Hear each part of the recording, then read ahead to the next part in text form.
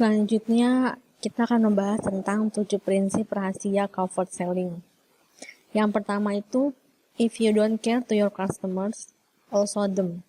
Itu artinya tuh, kalau kamu nggak peduli sama customer kamu, ya mereka juga nggak peduli gitu sama kamu. Ini prinsip paling penting gitu buat pelaku comfort selling. Bahwa tujuan utama kita itu bukan buat jualan, tapi memberikan manfaat untuk calon customer kita. Kayak misalnya contohnya, seorang penjual jilbab akan memberikan manfaat pada calon customer dengan bercerita tentang jilbabnya yang nyaman, bahannya lembut, adem, dan sebagainya.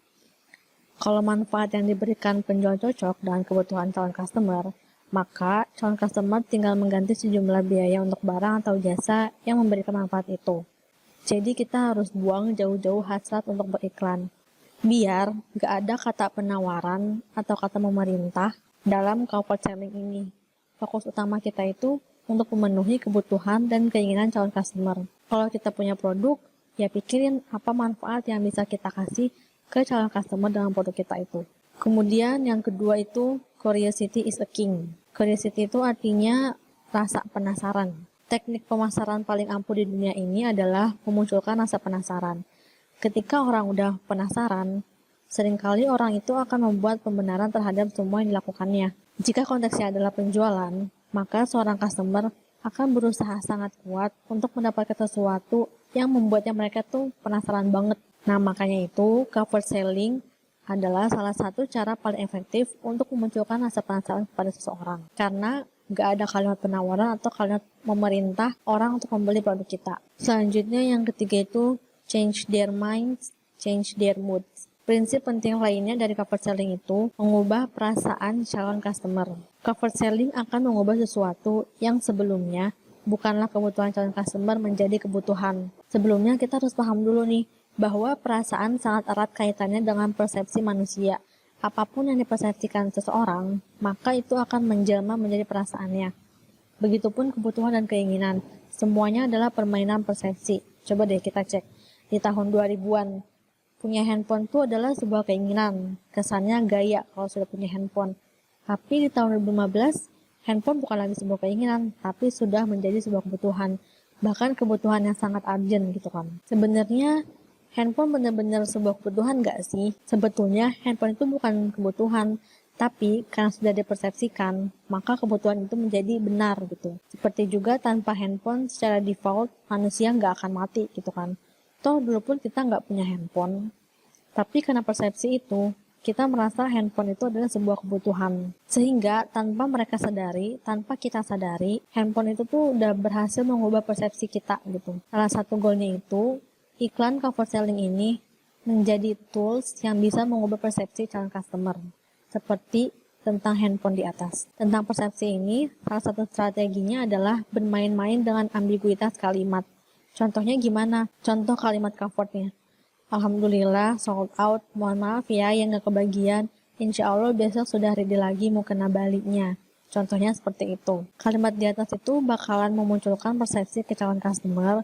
Wah, udah sold out nih, udah habis, udah ludes gitu kan. Pasti rame banget yang beli. Produknya kayaknya bagus deh. Emang kayak apa sih mau kena balik itu? Itu yang bikin orang penasaran gitu. Selanjutnya yang keempat, it's not what you said, it's how you said it. Seperti apa sih iklan comfort yang baik itu? Ada salah satu seorang pakar periklanan di awal tahun 1900-an.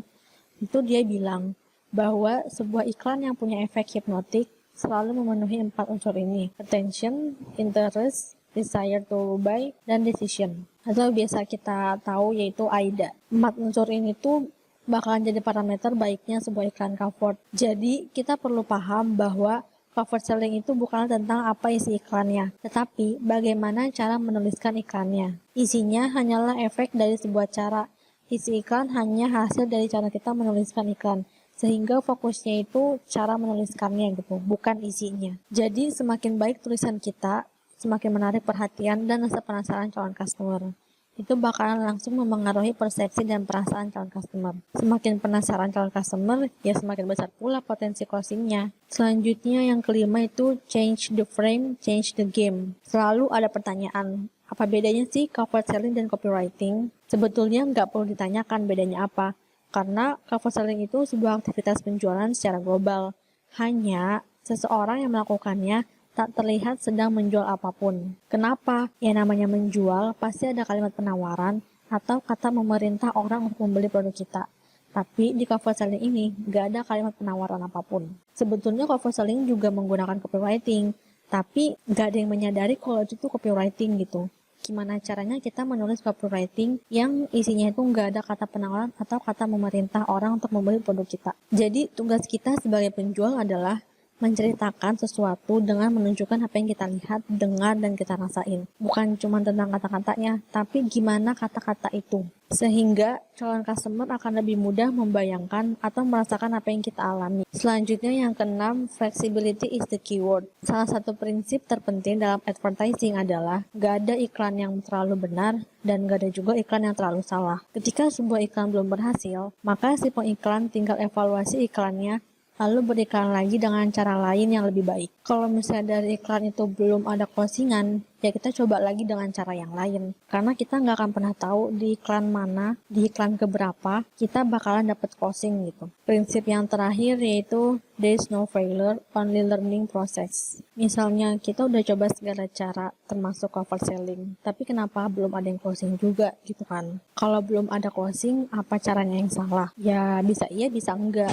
Tapi makanya itu di prinsip fleksibilitas yang keenam, tugas kita tuh harus selalu evaluasi, coba lagi. Kalau misalnya belum closing, evaluasi lagi, coba lagi, dan begitu seterusnya. Setiap kali sebuah iklan cover kita belum closing, atau masih sepi like, komen, atau share, itu kita harus evaluasi terus gitu. Kalau memang begitu, coba deh kita cerita tentang konsep rezeki. Dalam konsep rezeki, manusia itu kan hanya bertugas untuk mengusahakan yang terbaik, bukan memikirkan seperti apa hasilnya. Kalau kita udah berusaha yang terbaik, ya selanjutnya biarkan Allah gitu yang maha memberikan rezeki, memberikan yang terbaik pula. Kalau misalnya memang belum closing dan masih sepi, ya kita nggak perlu berpikir bahwa kita gagal. Kita hanya sedang melatih kesaktian cover selling kita, sehingga cover selling kita ini bakalan terus terasah. Coba deh bayangin, kalau misalnya cover selling kita langsung closing, kita pasti bakalan berhenti di situ gitu, gak akan mau coba cara-cara yang lain. Dengan ditundanya rezeki dari sebuah cover selling, ya kita bakalan mencoba lagi dan lagi gitu. Secara otomatis kita bakalan semakin terasah ilmu cover selling ini. Sebetulnya kegagalan itu hanya persepsi kita, tapi kita punya pilihan untuk memberikan label baru, yaitu proses pembelajaran. Jadi kalau misalnya memang dari cover selling kita ini belum ada closing atau masih sepi,